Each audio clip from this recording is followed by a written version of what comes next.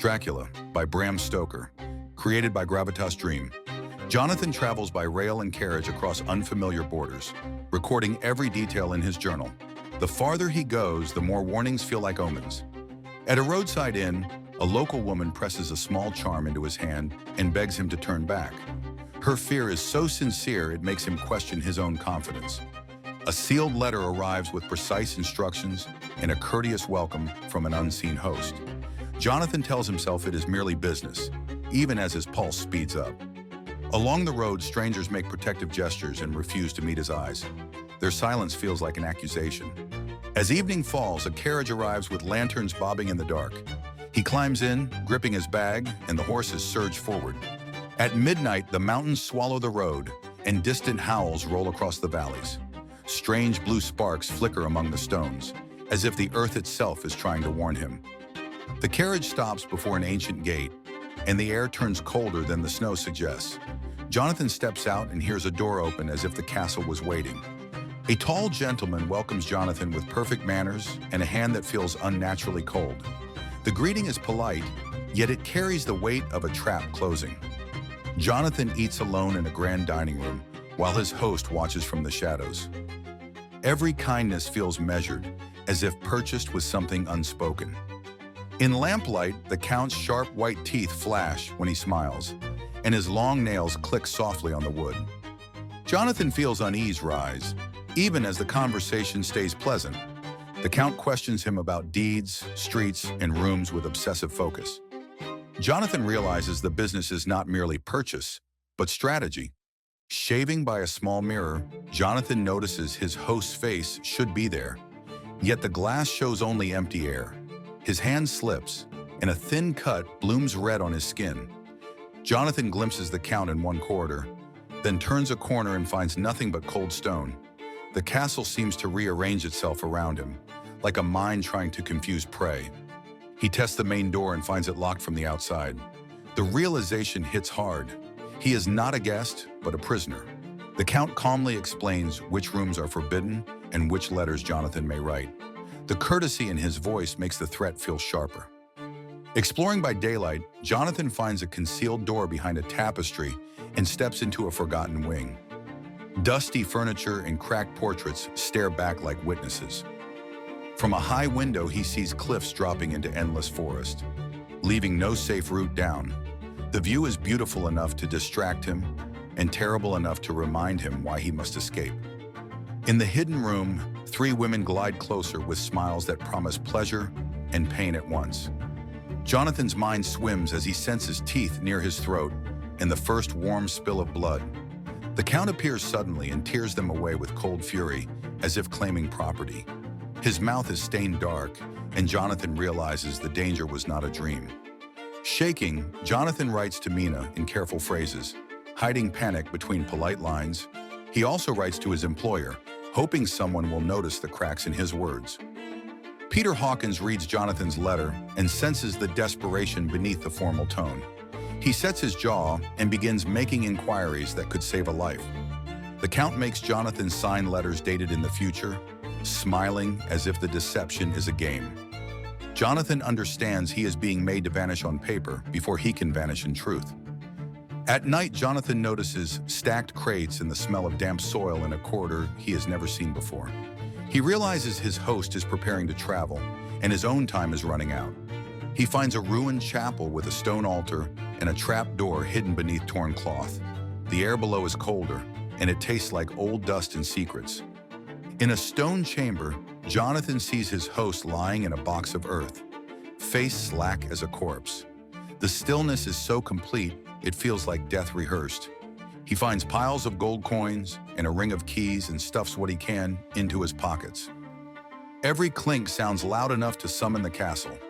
With a rope of knotted sheets, Jonathan lowers himself toward the outer ledge, hands burning with effort.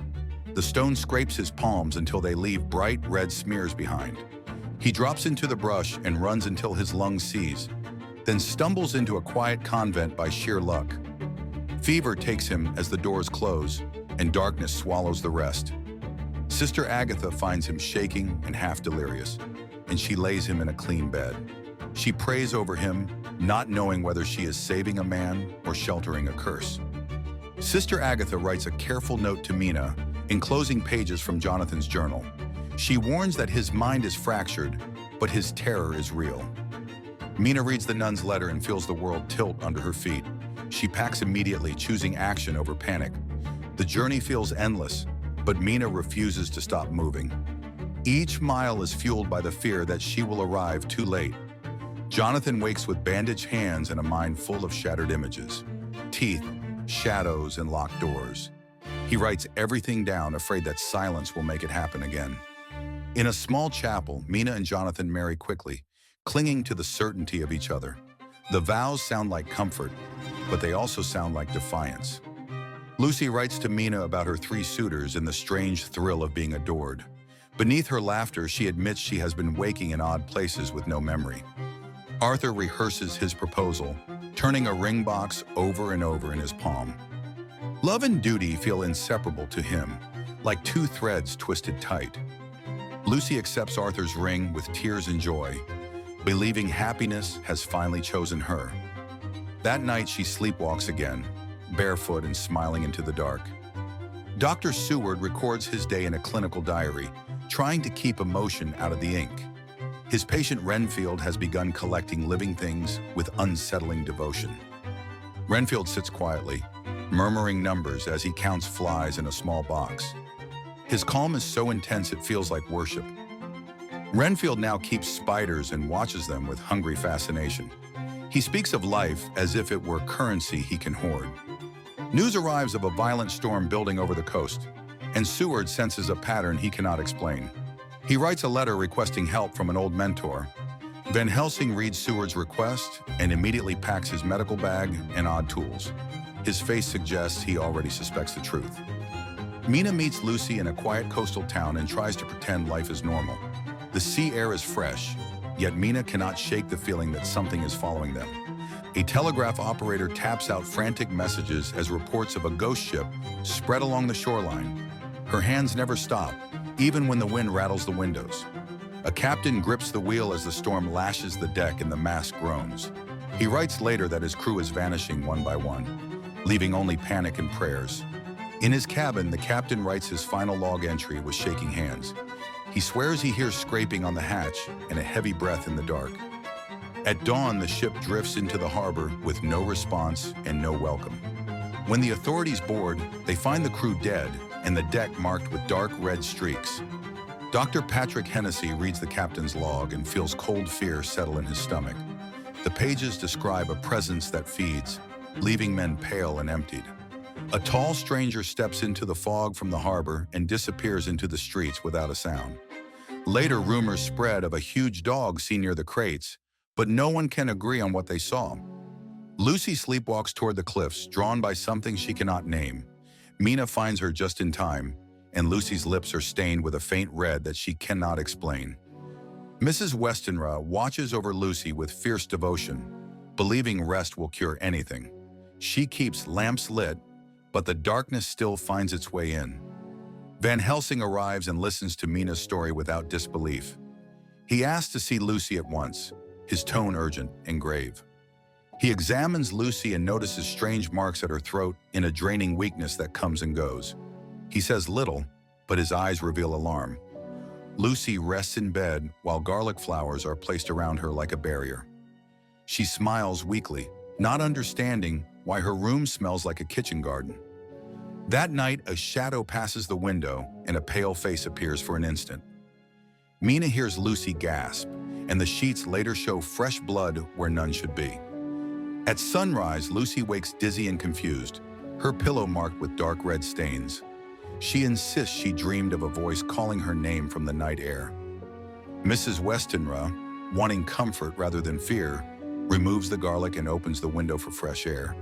She does not realize she has undone their only protection. Van Helsing returns and sees the garlic gone, and his restraint cracks into anger. He warns that the next visit from the Count will not leave Lucy alive. Seward prepares instruments for a transfusion, hands steady despite dread. In the next room, Lucy's breath grows thin, and time becomes brutal. Arthur sits alone with his head in his hands, listening to muffled footsteps and whispered orders. He feels helpless, as if love is something he cannot protect. Quincy arrives with practical calm and a hard look in his eyes. He promises he will do what must be done, even if it stains his conscience. For a single day, Lucy's color returns, and her laughter sounds like herself again. The relief is so strong it feels like a lie they want to believe. Renfield's calm shatters into violence as he throws himself at a locked door, screaming for his master. When attendants restrain him, blood spatters across the white wall from his split lip. Seward records that Renfield struck him hard enough to leave him dizzy and seeing stars. The incident convinces him that something outside medicine is at work. Lucy's strength fails in the night, and her pulse fades despite every effort. When she is gone, the room is quiet except for the wet sound of someone crying into their hands. Van Helsing arranges the funeral with efficient sorrow, insisting on certain rites that seem strange to the others. He speaks of mercy as if it must be earned. Arthur stands by the coffin and feels grief harden into rage. He swears he would give his own blood again if it would bring her back. Mina receives a telegram about Lucy and feels the world narrow to a single line of ink. Jonathan's face goes rigid, as if he recognizes the hand behind it. Van Helsing asks for Mina's diaries and Jonathan's journal and reads them like evidence in a trial. When he looks up, he says the monster's name aloud at last. Van Helsing tells Seward that Lucy has been taken by a vampire and that death will not be the end of her. Seward wants to reject the idea, but he cannot forget the blood on the pillow. Near the graveyard at night, Van Helsing waits in the mist and listens for soft footsteps on wet grass. He carries sacred items and a lantern, ready to prove the impossible. Lucy appears pale and lovely in the fog, her eyes bright with hunger and her lips red. By morning, a child is found with small bite marks, and fear spreads like smoke. Van Helsing finds the child and carries them back to safety, refusing to let panic turn into cruelty. He tells Seward that mercy must include hard truths. Seward documents the bite marks and the strange weakness, fighting nausea as he writes. The pattern matches Lucy's wounds too precisely to ignore.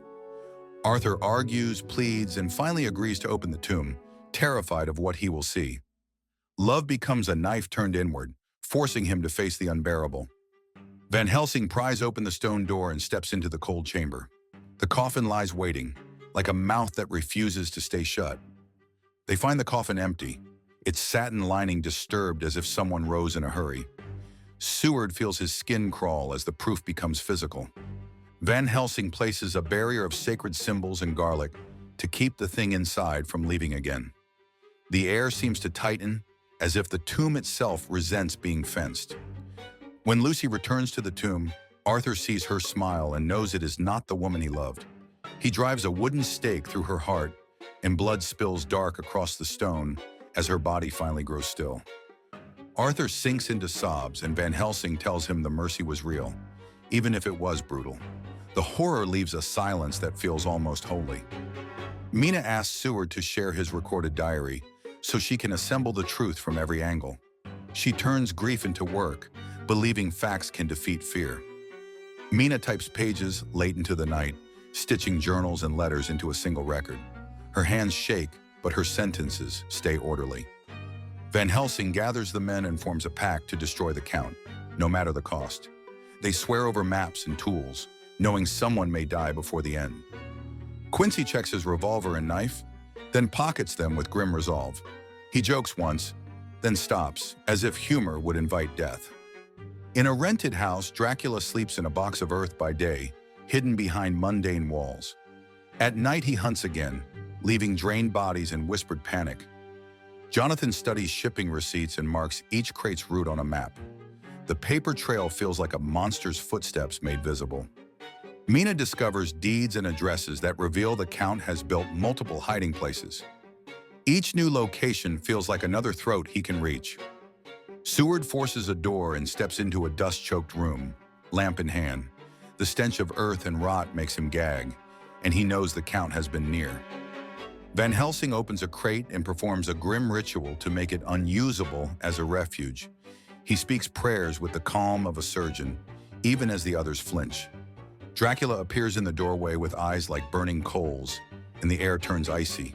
He lashes out, and moments later the floor is streaked with red as he slips away into the night. Back at the asylum, Renfield begs Seward to be freed, claiming he has information that could save Mina. His terror is so raw it sounds like honesty.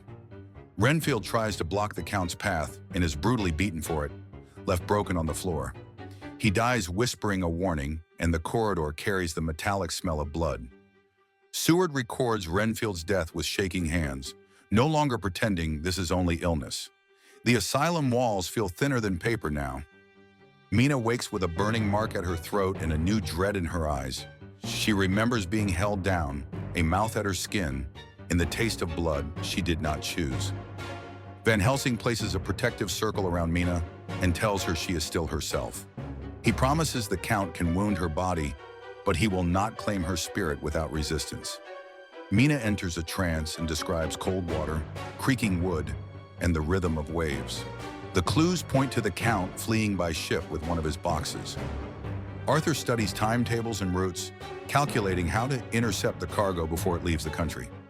Every line on the page feels like a countdown. Quincy loads supplies into a travel bag and checks his compass one last time. He knows the road ahead ends either in victory or a grave.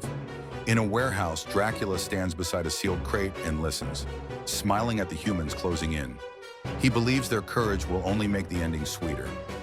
At dawn in the snowy pass, Jonathan watches knives flash and hears a final scream as the Count is destroyed. The snow is stained dark, and for the first time in months, the world feels quiet.